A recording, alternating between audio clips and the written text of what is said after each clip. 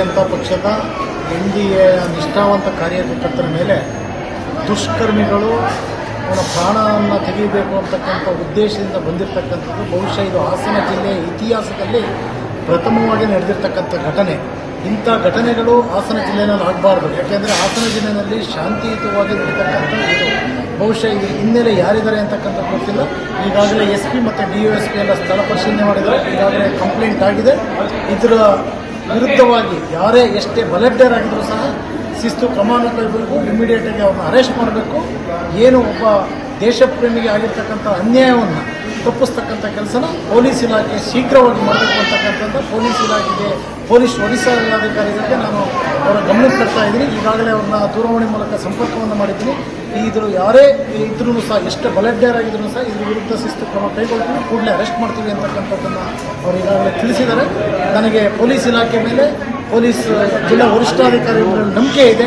ಆ ಕೆಲಸವನ್ನು ಖಂಡಿತವಾಗ್ಲೂ ಮಾಡ್ತಾರೆ. ನ್ಯಾಯವನ್ನು ಒಬ್ಬ ಸಾಮಾನ್ಯ ಕಾರ್ಯಕರ್ತನಿಗೆ, ಒಬ್ಬ ದೇಶಭಕ್ತನಿಗೆ ನ್ಯಾಯ ಕೊಡ್ತಾರೆ ಅಂತಕ್ಕಂಥ ವಿಶ್ವಾಸ ನನಗಿದೆ. ಇದರಲ್ಲಿ ತಮ್ಮ ಸಹಕಾರವೂ ಸಹ ಇರಲಿ ಅಂತಕ್ಕಂಥದ್ದನ್ನು ತಮ್ಮಲ್ಲಿ ಮನವಿ. ಹೇಗಿದೆ ಸರ್ ಆರೋಗ್ಯ ವಿಚಾರಿಸಿದರೆ ಹೇಗಿದೆ? ಈಗಾಗಲೇ ಅವರು ಹೇಳ್ತಕ್ಕಂಥದ್ದು ನನಗೆ ಕೊಲೆನೇ ಮಾಡಬೇಕು ಅಂತಕ್ಕಂಥ ಉದ್ದೇಶದಿಂದ ಬಂದಿದ್ದರು.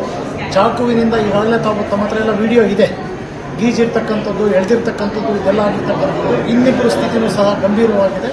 ಅವರ ಉದ್ದೇಶ ಬಹುಶಃ ಹೊಡಿಬೇಕು ಅಂತಕ್ಕಂಥದ್ದು ಬಂದಿದ್ದಲ್ಲ, ಯಾವ ದುರುದ್ದೇಶ ಇಟ್ಕೊಂಡು ಬಂದಿದ್ರು ಅಂತ ಗೊತ್ತಿಲ್ಲ. ಅವರನ್ನ ಕೊಲೆ ಮಾಡಬೇಕು ಅಂತಕ್ಕಂಥ ಬಂದಿದ್ದಾರೆ ಅಂತಕ್ಕಂಥ ಇದಿದೆ. ಇಂಥ ಕೊಲೆಗಡಕರನ್ನು ಈ ಒಂದು ಆಡು ಹಗಲು ಇಂಥ ಹಾಸನ ಅಂತ ಜಿಲ್ಲೆಗಳಲ್ಲಿ ದೌರ್ಜನ್ಯ ಮಾಡ್ತಕ್ಕಂಥವ್ರನ್ನ ಕೂಡಲೇ ಬಂಧಿಸಬೇಕು ಅಂತಕ್ಕಂಥದ್ದನ್ನು ನಾನು ಆಗ್ರಹನ ಮಾಡಿ. ಬಹುಶಃ ಯಾವ ದುರುದ್ದೇಶದಿಂದ ಯಾರು ಹೆಸರು ಹೇಳಿದ್ದಾರೆ ಅಂತಕ್ಕಂಥದ್ದು ಮುಖ್ಯ ಅಲ್ಲ, ಇದರಲ್ಲಿ ಯಾರು ಇದ್ದಾರೆ ಅಂತಕ್ಕಂಥದ್ದು ಮುಖ್ಯ ಅಲ್ಲ. ಅದರಿಂದ ಸುರೇಶ್ ಇದ್ರೂ ಪರವಾಗಿಲ್ಲ, ಸ್ವರೂಪ್ ಇದ್ರೂ ಪರವಾಗಿಲ್ಲ, ಪ್ರೀತಮ್ ಇದ್ರೂ ಪರವಾಗಿಲ್ಲ, ಇನ್ನೊಬ್ಬಿದ್ರೂ ಪರವಾಗಿಲ್ಲ. ಇದು ಶಿಸ್ತು ಕ್ರಮ ಆಗಬೇಕು. ಅವ್ರನ್ನ ಕೂಡಲೇ ಸಂಬಂಧಪಟ್ಟಂಥವ್ರನ್ನ ತನಿಖೆ ನಡೆಸಿ ಅವ್ರನ್ನ ಬಂಧಿಸಬೇಕು ಅಂತಕ್ಕಂಥದ್ದನ್ನೇ ನಾನು ಆಗ್ರಹ ಮಾಡ್ತೀನಿ.